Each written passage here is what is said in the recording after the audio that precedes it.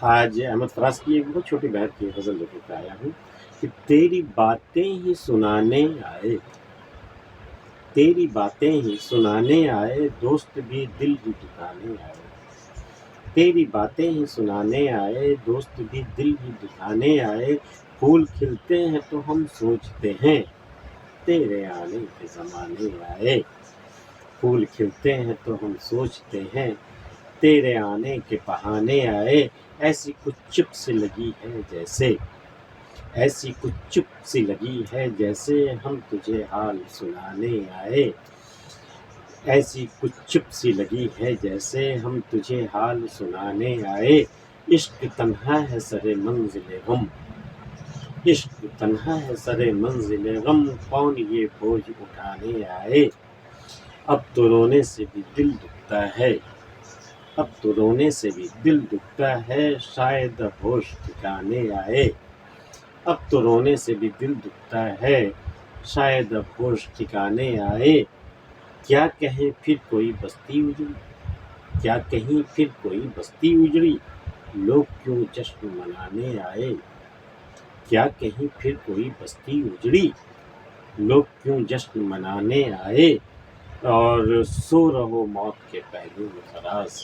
حاصل غزل شعر ہے یہ کہ سو رہو موت کے پہلو میں فراز، نیند کس وقت نہ جانے آئے، سو رہو موت کے پہلو میں فراز،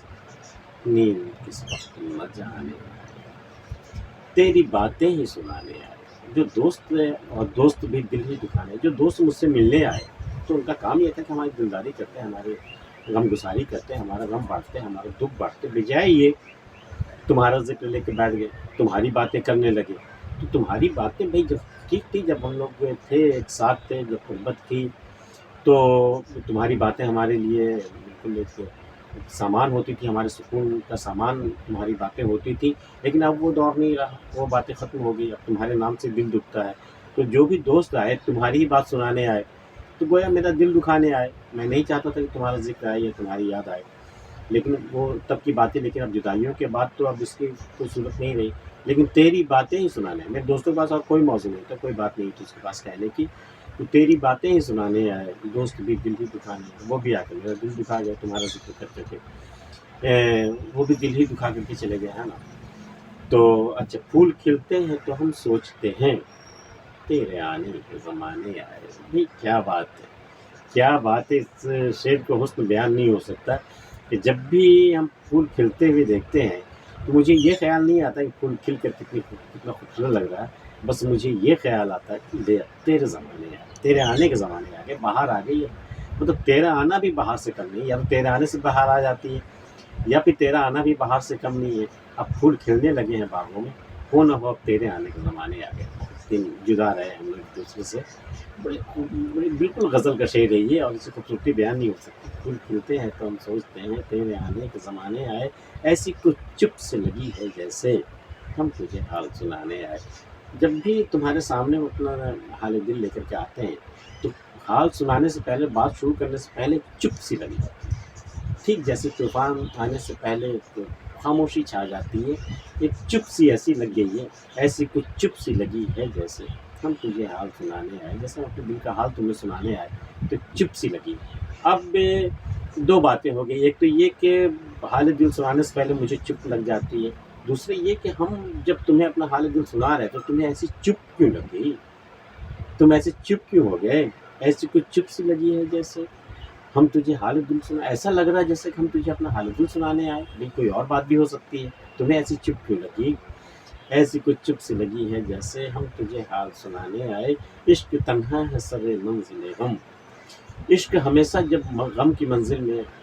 جب داخل ہو جاتا ہے نا تو وہاں انسان بالکل تنہا ہو جاتا ہے، عشق تنہا ہے سر منزل غم، کون یہ بوجھ اٹھانے آئے، بھئی یہ عشق کا جو غم ہے تمہیں جو ملا ہے اس کا بوجھ اٹھانے کون آئے گا تمہارے سوا، تم بالکل تنہا ہو، یہاں پر تمہیں ہی اٹھانا ہوگا، عشق تنہا ہے سر منزل غم، کون یہ بوجھ اٹھانے آئے، اجنبی دوست دیکھ کے، اجنبی دوست ہمیں دیکھ کے ہم کچھ تجھے یاد دلانے آئے، اجنبی دوست کہا جا رہا ہے، اس کا مطلب کبھی دوستی رہی ہوگی، کبھی رفاقت رہی ہوگی، اب اجنبی بن گئے ہیں، تو اچانک یہ اجنبی کے پاس جا کر کے انہیں بتا رہے ہیں کہ دیکھ کچھ تجھے یاد دلانے آئے ہیں، تمہیں کچھ یاد دلانے آئے، کبھی ہم میں تم میں بھی راہ تھی، کبھی ہم میں تم میں بھی چاہ تھی، کبھی ہم بھی تم بھی تھے آشنا، تمہیں یاد ہو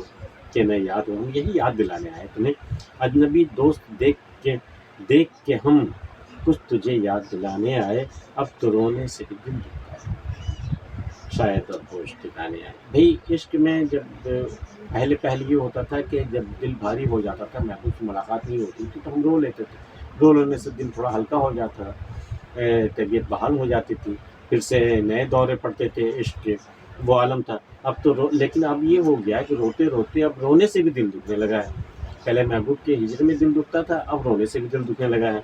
اب تو رونے سے بھی دل دکھتا ہے، شاید اب ہوش ٹھکانے آئے، شاید اب تیرے ہوش ٹھکانے آئیں گے، اب تو عشق سے باز آئے گا، اب تو توبہ کر لے گا، کیونکہ اب رونے سے بھی جو ہے وہ دل دکھنے لگا ہے، اب تو رونے سے بھی دل دکھتا ہے، شاید اب ہوش ٹھکانے آئے، کیا کہیں پھر کوئی بستی اجڑی۔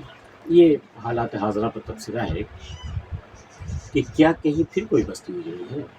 لوگ کیوں جشن منانے آئے۔ بھئی لوگ پہلے بستیاں آباد کر کے جشن مناتے تھے، اب لوگ بستیاں جلا کر، بستیوں کو اجاڑ کر جشن مناتے ہیں۔ یہ ایک اہل سیاست کا بھی ایک بہت بڑا معجزہ ہے یہ،